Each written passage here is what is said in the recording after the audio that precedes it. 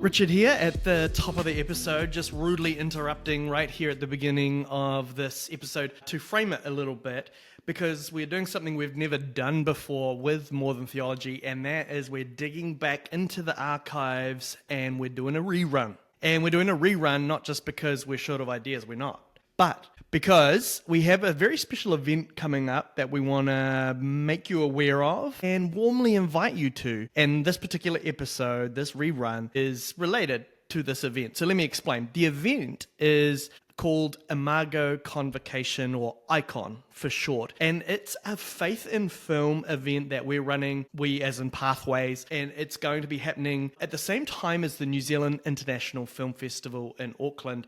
And so it's coming up real soon, August 1st and 2nd. And so it's kind of an overnight thing, starts on the Friday night, ends on the Saturday afternoon. We will be meeting at Eden Church in Mount Eden in Auckland, and we'll be discussing films and talking about faith through the lens of cinema.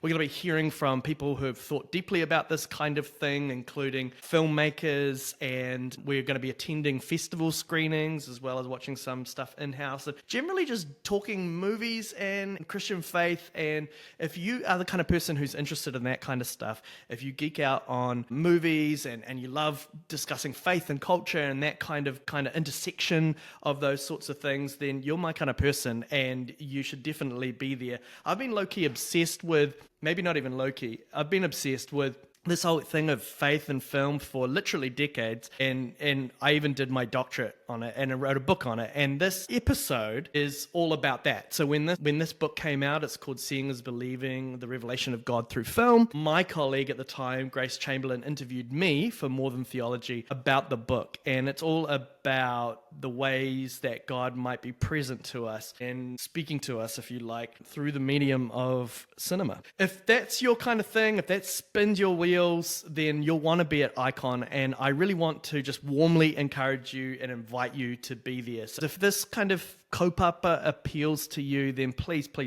come along. The details again, ICON, August 1st and 2nd, and it's happening at Eden Church in Mount Eden. And to register, go to pathways.ac.nz/ICON. pathways.ac.nz/ICON. I hope to see some of you there. All right, I'll get out of your way so that we can get on with this episode from our archives. But like I said, sign up for ICON if you're keen. No mai, haere mai. Welcome to the More Than Theology podcast. My name is Grace Chamberlain. I'm the Academic Dean here at Pathways College. And today I have the privilege of talking with Dr. Richard Goodwin, who is my colleague here at Pathways College. He's the Academic Director, and he has just recently written this book, Seeing is Believing. For those who can see it, this is the cover, and for those who are listening, just trust me, it is called Seeing is Believing. And it's my privilege today to get to talk to Richard about this book and to learn something about his research and what he has discovered and wants to share with us about theology and film. Hi, Richard. Cool. Kia ora, Grace. How's it going? Yeah, good. How are you? Cool. How are you going? Yeah, I'm doing well, thank you. Yeah, and great happy to be here. Yeah. Yes, it's great to be here. Normally, I'm on the other side of the microphone, so to speak, doing the questioning. So, yeah, it's fun to be on the other side. Yeah, I mean, this time you just sort of get to respond to questions. Yeah. Don't have to come up with them. Mm-hmm. Yes. So, I'd love to launch in with the first question, which is just, what is this book about? Yeah, sure. So it's about, the subtitle that the publisher's given it is The Revelation of God Through Film. And that's certainly a big part of it. It's about, is it possible that God reveals God's self through something as kind of seemingly profane and mundane as movies? I think, yes, God can reveal God's self. God can speak through movies along with all sorts of other parts of life. And that's not the full story, though. That's and I'm not the first person to say that. So that's not what the entire book looks at. But then it goes further and it looks at, okay, so how does that happen? And I think this is probably territory that has been a little bit underexplored in the kind of theology and film field, because for good reasons, I think, which is that Revelation is mysterious, and Revelation it can't be proven, and Revelation is God's doing. God is the primary agent of Revelation. But what's kind of interesting to me is that certain movies are the sort of when film theology and film people get together, or they write books and have conversations, they tend to cite certain movies as being like, oh man, that was revelatory, that was God speaking to me, I really sensed something more there, and some movies seem to do that more than others. And so I started wondering, I guess, what is it that about these films that tend to invite that kind of response, or set the scene for that kind of divine encounter to happen. And so that's what I wanted to do, and specifically wanted to focus on the role of images and emotion. So I kind of think of in fact, this book started out life as a doctoral thesis, so it was my PhD thesis, and the subtitle for it was Revelation, Emotion, and Film Images. So that subtitle has changed now that it's been published, but I think of those as still the three main pillars of the book: revelation, emotion, and film images. Yeah. So in your book, you argue that there are some movie watching experiences that could be classed as general revelation. And if we simply shifted our understanding a little bit of what general revelation was, then that would become clear. So what is general revelation, and what does it have to do with movies? Yeah. So first of all, backing up just one step from that is, revelation is God revealing God's self to us, and that's how we know anything about God. And so the question is, how do we know who God is or what God is like? And our best answer for that is it's through the person of Jesus Christ. And in a kind of reflective kind of way, the scriptures, the Bible tells us who Jesus is, tells the story of Jesus, or story of Israel that culminates in Jesus. And that is, so when we're talking about that kind of revelation, that is what theologians have sometimes classed as special revelation. Yes. But there are other forms of revelation. There are other kinds of ways that we can learn or understand something about God that doesn't come from Jesus, or knowing who Jesus is, doesn't come from the scriptures, and yet can still be true. And this is what theologians have traditionally called general revelation, or at least some theologians, especially in the Protestant tradition. And so examples of this would be probably kind of classic examples would be nature, or we would generally say as Christians, creation. That creation itself speaks of God's reality in some sort of way. Now, you can't look at a beautiful mountain or landscape from the top of a mountain, or look at the night sky, or watch baby deer frolic in the meadows, and necessarily know that there is a God who loves us and stepped into creation in the person of Jesus Christ, and so on and so on and so on. You don't get that specific detail, but you might still have a sense that there's some sort of creator, or there is some sort of being out there, or there's some sort of more to life beyond what Charles Taylor called the immanent frame. So that is what theologians have called general revelation. I'll just give you a couple of scriptural examples. In the book of Acts, when Paul wants to talk to pagans, when he talks to his Jewish audience, he refers to the scriptures, so he refers to their sort of form of special revelation. But when he starts talking to Greeks who have not grown up hearing the Hebrew scriptures, they don't see it as being authoritative or revelatory. Instead, he appeals to the revelation that they do have. So in Acts 14, he refers to the crops that they have, and rain that comes in its season, and the joy in their hearts. And when it comes to Acts 17, a few chapters later, he's in Athens, and he quotes Greek poets and takes what they've said about God and kind of embeds that in the story of Jesus. And so those are examples where Paul is able to see that these people, these pagans, do have some revelation of God. They do have some insight into God. It might be mixed up with all sorts of other stuff, and it's certainly not enough to get them all the way to Jesus. But he uses that as a platform to build on. So that is what that is general revelation. And what I'm arguing is that when we have a divine encounter while watching a film, that may be a form of general revelation, if we're willing to, like I said, sort of tweak our definition a little bit of general revelation. Yes, sure. Yeah. Yeah. As you were speaking about, looking out at creation and not quite, getting all the details. Well, in fact, not getting all the details of who this God is and what he has done. But what we do get, I believe, in general revelation is sometimes that sense of something that takes our breath away and makes us go, oh, there's something transcendent happening here. That's right. And I love that you said that because I remember I was reading a book on general revelation by theologian Bruce Demarest, and I remember him saying that the Puritans thought of general revelation as quite dry and cold, and special revelation as warm and sort of personal. And I get where they're coming from, but this is partly what I wanted to kind of introduce into our thinking about general revelation, is this more emotional and warm dimension to general revelation. It does sometimes take our breath away. It can be awe-inducing. It can inspire wonder. And these are emotions that I explore a little bit in this book with reference to general revelation. So, I think that that's an important part of not all general revelation, but some of it for sure. Yeah.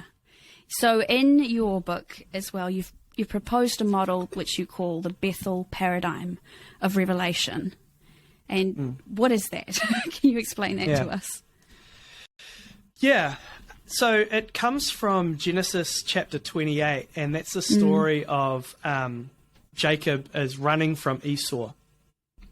And as he's running from Esau, he just lies down on the side of the road and falls asleep. And this is in Nowheresville. Like, this is, he's not in a temple. He's not in a place where he would expect God to be present. But while he's asleep, he has a dream. And in this dream, he sees, some of you will know it as Jacob's ladder, angels ascending and descending up and down a sort of ladder-like structure, and or a staircase. And he wakes up and he says, surely the Lord is in this place. Sorry, how awesome is this place? Surely the Lord was in this place and I was not aware of it. And so what's interesting to me and what's relevant to this topic about this is that it's obvious from this text that it's possible to be in God's presence and not know it. It's possible that God is revealing God's self and we're not aware of it. And something happened in Jacob's awareness that shifted. It wasn't that God wasn't there and then suddenly God turned up. It was that God was already revealing God's self and Jacob was able to sort of tune in, almost like a radio broadcast. Radio broadcast, the radio waves are all around you and you just need that radio to tune in the right frequency, and then you can hear what is being said. And so something about this experience enabled Jacob to tune in to what God was saying, or just God's presence, which is a form of revelation. And the reason why I think this is helpful for us in thinking about revelation through film is because, like I said earlier, we can't say, I think I might have said this actually earlier before we started recording. So for the benefit of our audience, Grace and I were just talking a little earlier about the fact that we can't say that God has, his hand has been forced, that we can't say that we create revelation in any sort of way. So a filmmaker can't just, do this kind of shot and put this kind of music over it and use this kind of lighting, and hey presto, we've got revelation. Because it's not a technique, it's not something that we get to manufacture. If revelation is going to be revelation, then it's God's doing. God is the primary agent of revelation. And so that means that, this question of like, why do some movies sort of become the occasion for revelation more often than others, is a little bit kind of mysterious. And so, on the other hand, God can speak through anything, but it seems to be certain movies do it more than others. And I think the Genesis 28 narrative, the Bethel paradigm of revelation, helps us understand that, because what we can say is that movies can help shift our awareness, or they invite us to shift our awareness to those areas of reality, creation, whatever, life, that God, through which God is already speaking, or already able to be sensed, if you like. And so that's where image and emotion come in. Yes. Because then we can say, okay, well, these certain kinds of movies use images and a whole lot of other things, story and music and all that, but I focus on images, and to invite certain kinds of emotional responses from the viewers. And those emotions work like a searchlight. They direct our attention to certain parts of the environment and not others. And so whatever emotion these films invite from the audience, they may act like a searchlight and shift our awareness to those parts of life and reality and creation and all that, where God is already revealing God's self. And so that is where the Bethel kind of paradigm becomes a kind of way of thinking about revelation, that movies invite us into a space where we can tune into the broadcast, if you like, of what God is already saying. It's our movies help us shift our awareness, and so we can hear what God is saying, or just sense that God is present. Yeah, that is so cool. I love that particular verse. I actually have it written on a post-it note and stuck at the corner of my monitor. Surely cool. the Lord is in this place, and I was not aware of it. And I think that's quite a big revelation, actually, to realize that that God is present in places and in films, and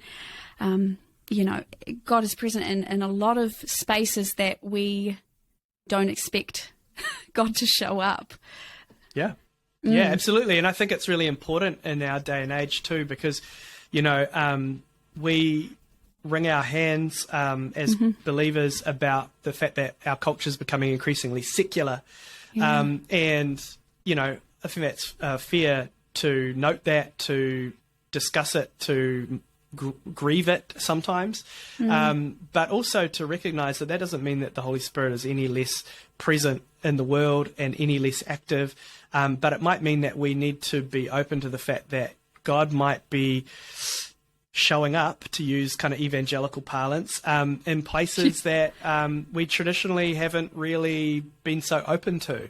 And that to me is really what's fascinating, is to think, okay, people maybe aren't going to church in the numbers that they used to. People aren't reading the Bible in the numbers that they used to. People aren't ticking Christian in the census like they used to. Does that mean that that God is no longer active? And the answer, of course, is no. That God is active, but we've got to learn to see and discern where the Spirit is active in these kind of non-traditional spaces. And so, to me, yes, my book is about movies and it's quite niche.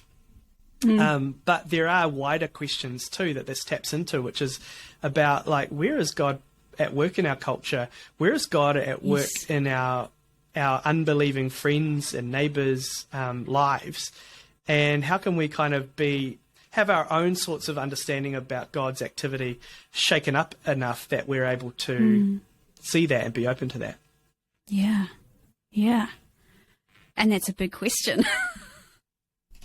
Yeah, it is. But I think that's some of that's probably, it's more implicit in my book, I don't go on those kind of tangents. I keep it pretty tight around, the film viewing experiences, but it doesn't take much imagination to go from that to, these bigger sort of life questions. In fact, recently, since the book has been released, a few home groups in my church have asked me to come and present about it.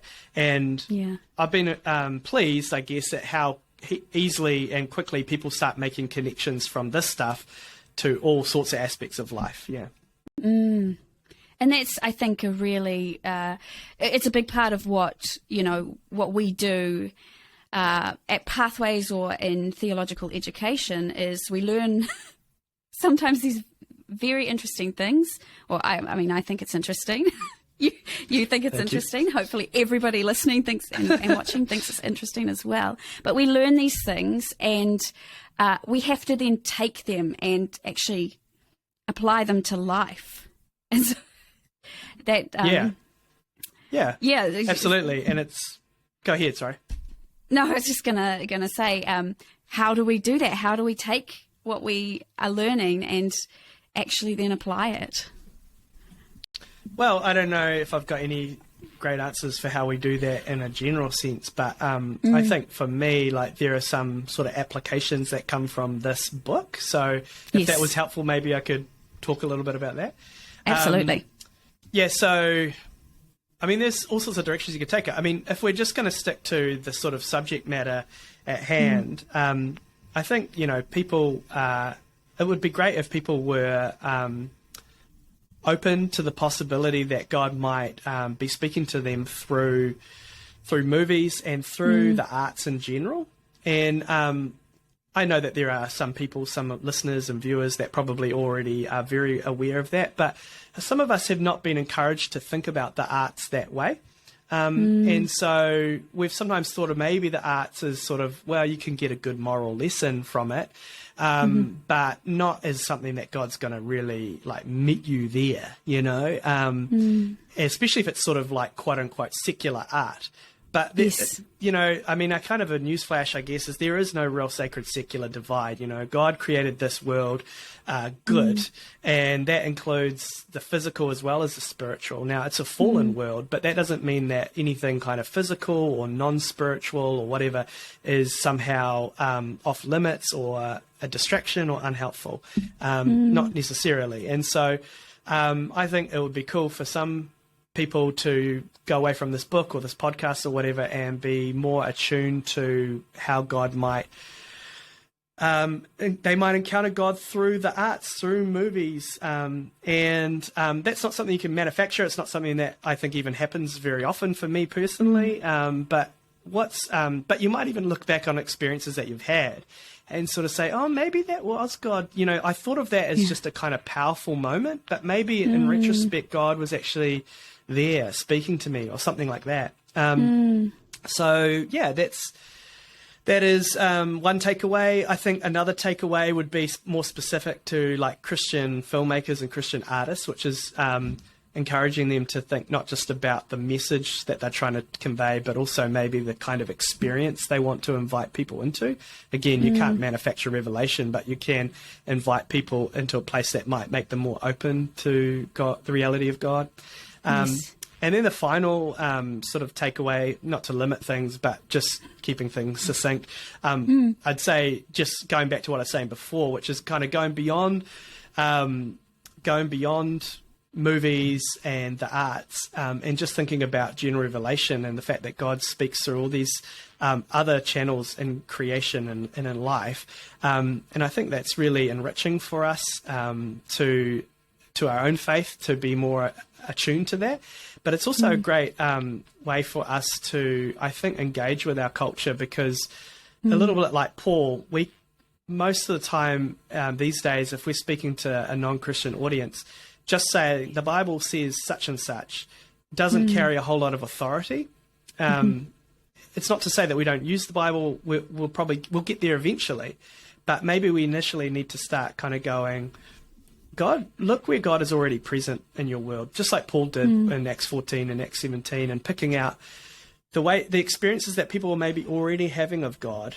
They might not call it God, or they might interpret it slightly differently. But if we're able to help them see that as the church, I think we'll be better placed to engage with and reach our culture in this sort of cultural moment where people are more secularized, but sometimes, describing themselves as spiritual but not religious.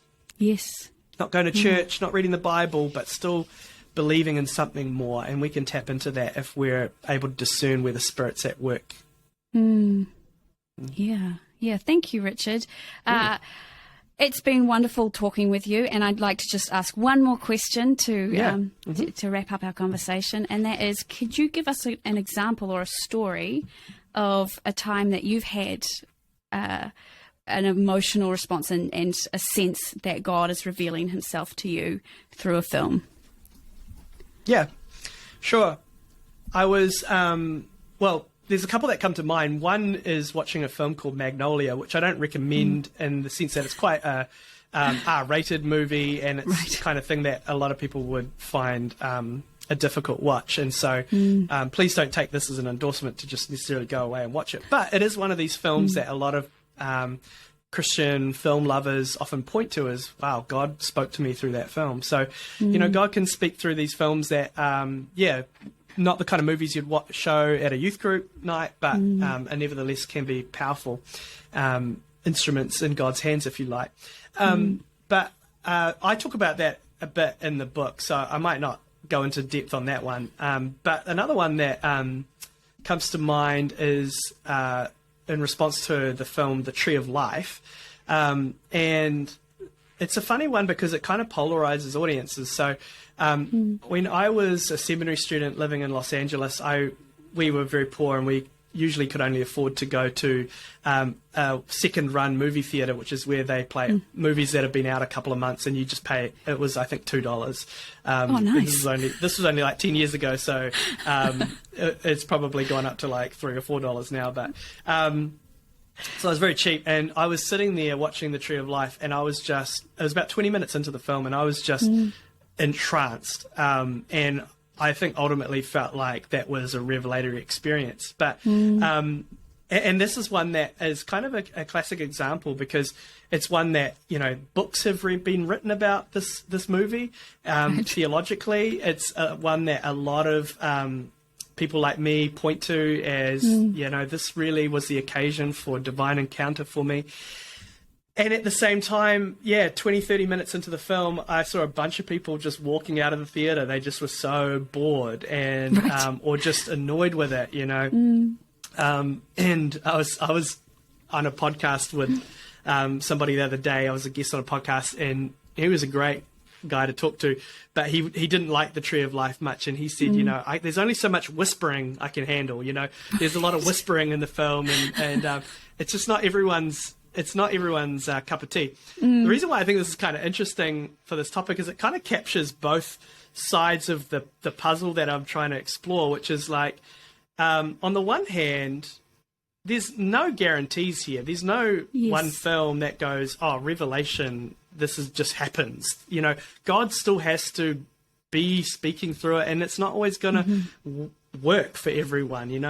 We come with our own sorts of tastes and experiences and all sorts that we bring to a movie that is sort of interaction. But on the other hand, I'm not the only one that found this movie to be transcendent in this way. A lot of people do. So there seems to be something about how the film is made that invites that kind of response, but none of it is automatic. Ultimately, God still has to be revealing God's self to somebody in order for it to be revelation. So The Tree of Life, you're either going to love it or you hate it, but I'm on the love it side.